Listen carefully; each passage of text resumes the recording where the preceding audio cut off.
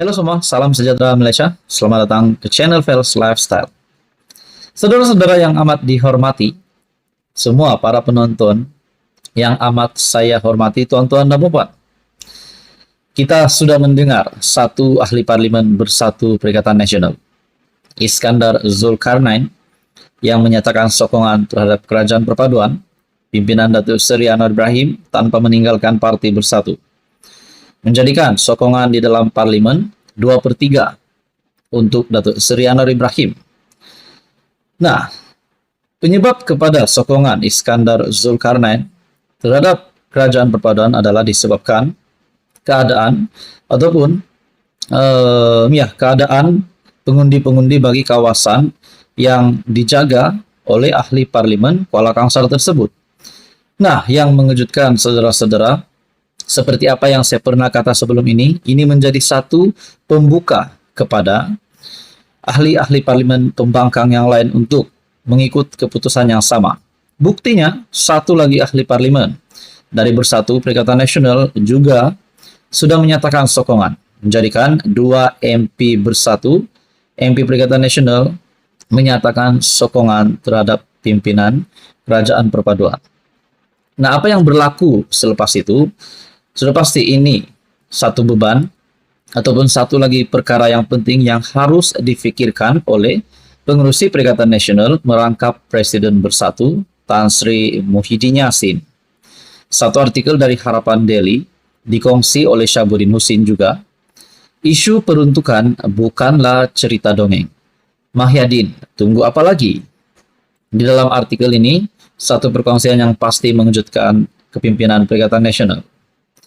Hanya kira-kira 2 minggu selepas ahli parlimen Kuala Kangsar, Iskandar Zulkarnain Abdul Khalid daripada Bersatu mengumumkan sokongan kepada kepimpinan Anwar Ibrahim pada 12 Oktober.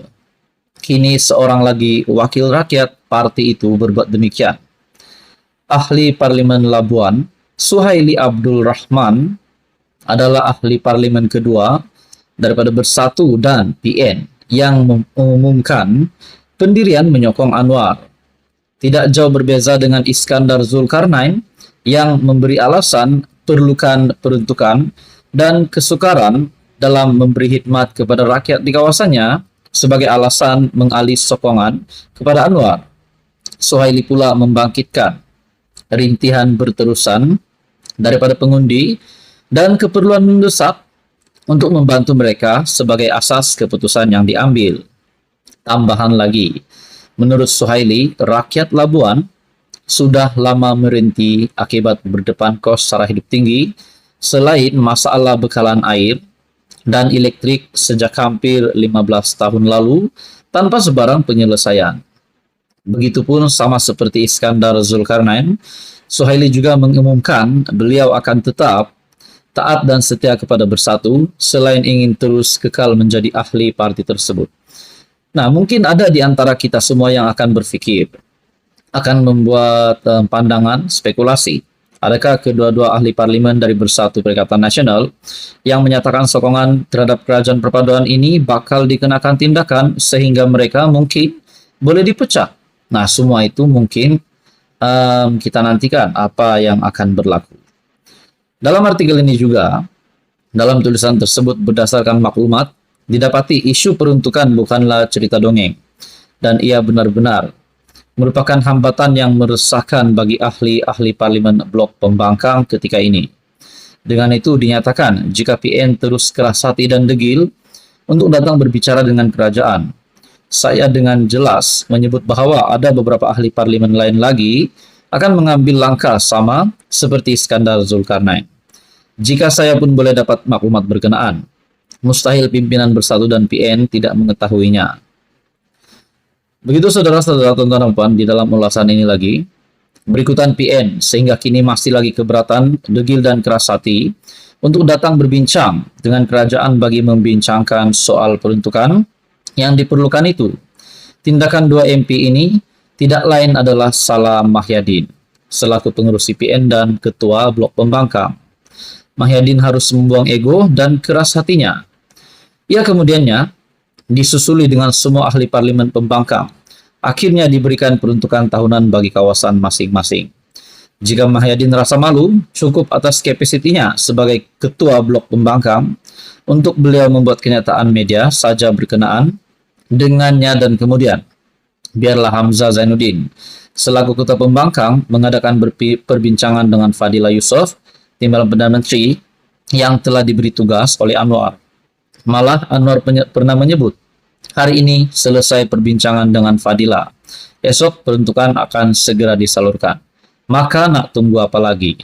Soal Syahbudin Musin. Namun kenapa masih mahu diseksa ahli-ahli parlimen dengan kesengsaraan 4 tahun lagi menjalankan kewajiban tanpa peruntukan? Atau Mahyadin tak kisah melihat lebih ramai lagi ahli parlimen PN bertindak seperti Kuala Kangsar dan Labuan selepas ini?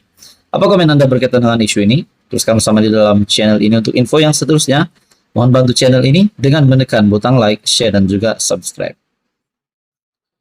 Halo semua, salam sejahtera Malaysia, tuan-tuan dan puan yang amat dihormati semua.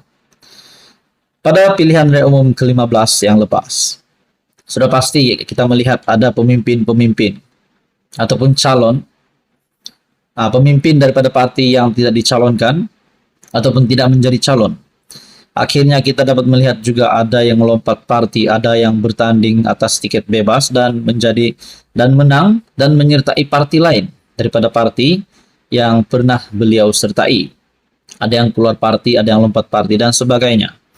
Nah, kita dapat lihat juga ada juga pemimpin yang dipecat daripada parti. Contohnya Tan Sri Anwar Musa. Dan begitu juga Syaidan Kasim yang bertanding bebas dan akhirnya menang dan menyertai Perikatan Nasional. Nah, apa terjadi kepada dua pemimpin ini selepas mereka kita dapat lihat bukan lagi di dalam sebahagian daripada kerajaan? Saudara-saudara yang amat dihormati, tuan-tuan dan puan, mungkinkah Tan Sri Anwar Musa, Syaidan Kasim akan berkemungkinan mendapat jawatan yang lebih tinggi di dalam kepimpinan Perikatan Nasional, ataupun mungkin PAS? Nah, saudara-saudara, mungkinkah Tan Sri Anwar Musa tidak mustahil juga menjadi timbalan Presiden PAS, menjadi Presiden PAS? Dan begitu juga Syaidan Kasim. Mungkin juga beliau akan mendapat jawatan yang tertinggi di dalam kepimpinan Perikatan Nasional. Semua itu boleh berlaku. Tapi saudara-saudara, tuan-tuan dan puan, satu artikel hari ini dari Malaysia Kini mengesahkan jawatan baru untuk kedua-dua bekas bos besar UMNO, bekas pemimpin UMNO ini. Satu artikel dari Malaysia Kini berkongsi, dua bekas pemimpin UMNO dilantik EJK PAS Pusat. Kita teruskan di dalam artikel ini, dua bekas pemimpin UMNO, yang pertama Tan Sri Anwar Musa dan juga Syaidan Kasim adalah antara 9 individu yang dilantik sebagai ahli jawatan kuasa ataupun EJK PAS Pusat bagi 2023 sehingga 2025. Setiausaha Agung PAS Taqiyuddin Hasan dalam satu kenyataan berkata, pelantikan jawatan tersebut dibuat pada mesyuarat jawatan kuasa kerja parti itu. Ia dicadangkan serta dipersetujui berdasarkan peruntukan pasal 25 dan 26 perlembagaan berkenaan. EJK lain yang dilantik termasuk Nasruddin Hasan, Muhammad Yusni Matpia, Wan Rohimi Wan Daud, Muhammad Zudi Marzuki, Nik Muhammad Zawawi Saleh, Ahmad Yunus Hairi, dan Muhammad Mazri Yahya. Penolong Setiausaha Agung 1, 2, dan 3 pula masing-masing disandang oleh Khairul Faizi Ahmad Kamil, Khairul Fahmi Matsom, dan Muhammad Syahir Ceh Sulaiman, katanya. Anwar dan Syaidan adalah antara ahli UMNO yang dipecat kerana dipecat keahlian mereka pada mesyuarat Majlis Kerja Tertinggi MKT parti itu sebelum PRU 15 pada tahun lepas. Anwar yang juga bekas Setiausaha Agung UMNO menyertai PAS pada Jun lalu. Bekas ahli parlimen Ketere itu juga adalah pengerusi NGO Muafakat Nasional.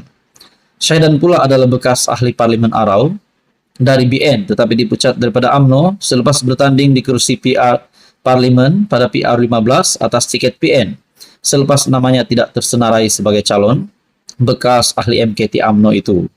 bagaimanapun berjaya mempertahankan kursi Arab. Rupanya Syahid dan Kasim dipecat daripada UMNO selepas bertanding di kursi parlimen itu pada PR15 atas tiket PN. Jadi saudara-saudara, selain itu Taqiyuddin